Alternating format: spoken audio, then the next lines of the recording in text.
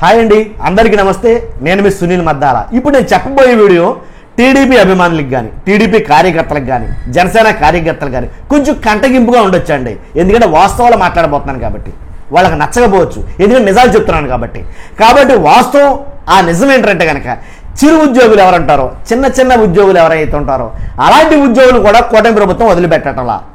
ఏంటని అనుకుంటే కనుక ఏవైతే చిన్న చిన్న ఉద్యోగాలు అంటే వాలంటీర్లు కూడా పక్కన పెట్టేయండి, పాఠశాలల్లో మధ్యాహ్న భోజనం పథకం ఎవరైతే రన్ చేస్తున్నారో అలాంటి ఉద్యోగులు కానీ, అలాగే ఫీల్డ్ అసిస్టెంట్లు కానీ, అలాగే అంగన్వాడీ వర్కర్లు కానీ, హెల్పర్లు కానీ, ఇలాగ ఏది కొంచెం ప్రభుత్వానికి అనుసంధానంగా ఉంటుందో దాంట్లో పనిచేసే వాళ్ళందరినీ కూడా ఏరి తీసేస్తున్నారండి. ఎందుకంటే అనగా మాకు కావాల్సిన వాళ్ళు ఉన్నారు, వాళ్ళు మేము దాంట్లో వేసుకుంటాం అనే ఉద్దేశంతో.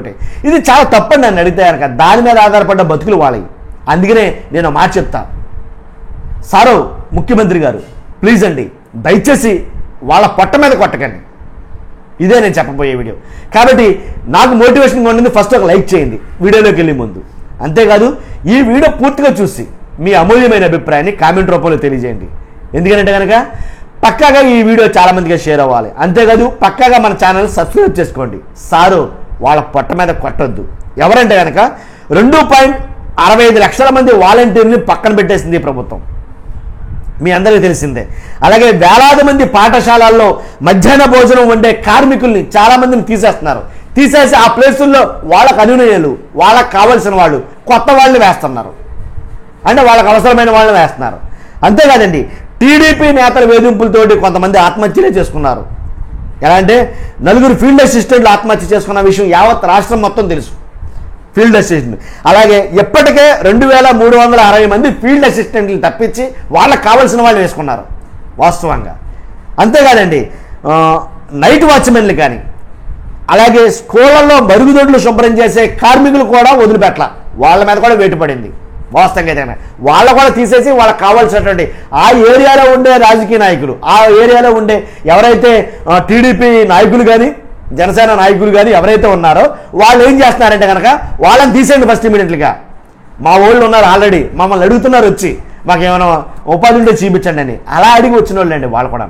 కాబట్టి అడుగుతున్నారు కాబట్టి వాళ్ళు వేసేయండి, వాళ్ళు తీసేసి. ఎంతవరకు సబ్బండిది అంటే ఈ పార్టీ అంటే టీడీపీ జనసేన పార్టీ కూటమి పార్టీ వస్తే వేరే వాళ్ళని వేయటం, అదే మళ్ళీ వైఎస్ఆర్సీపీ వాళ్ళు వస్తే కనుక మళ్ళీ వాళ్ళని తీసి వీళ్ళని వేయటం. అంటే ఏ పార్టీ వాళ్ళు వస్తే ఆ పార్టీకి సంబంధించిన వాళ్ళు వేసుకుంటే ఇక ఎంతకాలం ఎవరో చేయరు అనమాట. అంటే పార్టీ వచ్చినప్పుడల్లా ఉద్యోగులు మారుతూ ఉంటారనమాట. ఇది కరెక్ట్ సందేశం కాదండి. ఇదైతే కనుక మంచి నడవడిక కాదు, మంచి విధానం కాదు నన్ను అడిగితే కనుక. ఇలాంటి చిరు ఉద్యోగుల్ని పార్టీలకు అతీతంగా చూడాలి అసలు, అది నేను చెప్పేది. అలాగే ఏళ్ల తరబడి పనిచేస్తున్న రేషన్ డీలర్లు ఇప్పుడు అప్పుడు కాదండి, చూస్తున్న మీలో చాలామందికి తెలిసే ఉంటుంది. రేషన్ డిపోలు 5 సంవత్సరాలకు ఒకసారి మారుతూ ఉంటారు. అబ్జర్వ్ చేశారా లేదు కానీ నేను చూశాను ప్రత్యక్షంగా. ఏంటంటే టీడీపీ వస్తేనేమో వాళ్ళని వేసుకుంటారు ఆ డిపోల్లో, వాళ్ళకి ఇచ్చేస్తారు, ఆ డిపోలు బదలాయిస్తారు. మళ్ళీ టీడీపీ ఆగిపోయి మళ్ళీ వైసీపీ వస్తే వైసీపీ వాళ్ళకి బదలాయిస్తారు. మళ్ళీ వైసీపీ వాళ్ళు వస్తే కనుక వైసీపీ వాళ్ళు మళ్ళీ వాళ్ళ దగ్గర నుంచి లాక్కుంటారు. వాళ్ళు వీళ్ళు ఇద్దరు చేస్తుంది తప్పే. అటు వైసీపీ చేస్తుంది తప్పే, ఇటు కూటమి ప్రభుత్వం చేస్తుంది తప్పే.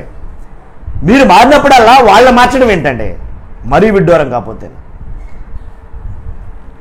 అంతేకాదండి, ఏళ్ల తరబడి పనిచేస్తున్న రేషన్ డీలర్లతో చాలా మందితో రాజీనామాలు చేయించారు, ఇది వాస్తవం. అంతేకాదు, అంగన్వాడీ హెల్పర్లు వర్కర్లు చాలా మంది చేత బలవంతపు రాజీనామాలు చేయిస్తున్నారు, చేయించారు కూడా, ఇది కూడా వాస్తవమే. మీ ఊర్లలో చాలా మంది చూస్తుంటుంటారు. మీ ఊళ్ళలో చాలా మందికి రాజీనామాలు జరుగుంటాయి. ఆ ప్లేసుల్లో కొత్త వాళ్ళు వచ్చి ఉంటారు.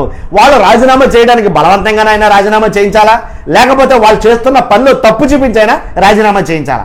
అలా రాజీనామా చేయించి వాళ్ళకి కావాల్సిన అనునయులు ఎవరైతే ఉన్నారో వాళ్ళను ఆ ఉద్యోగాల్లో వేస్తున్న మాట వాస్తవమా కాదా?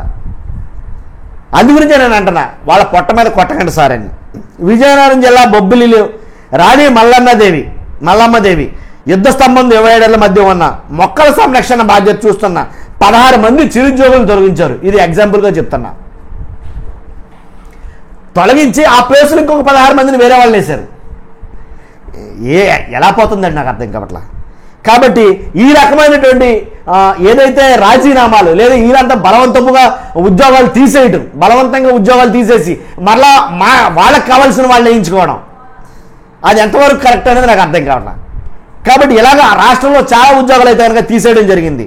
నేను చెప్తున్నానుగా, ఫీల్డ్ అసిస్టెంట్లు కూడా అలాగే జరిగింది. కాబట్టి నేను చెప్పేది ఏంటంటే ఒకటే మాట, చిరుద్యోగులు సార్, వాళ్ళు చిన్న చిన్న ఉద్యోగస్తులు, వాళ్ళ మీద ఆధారపడి కుటుంబాలు ఉంటాయి.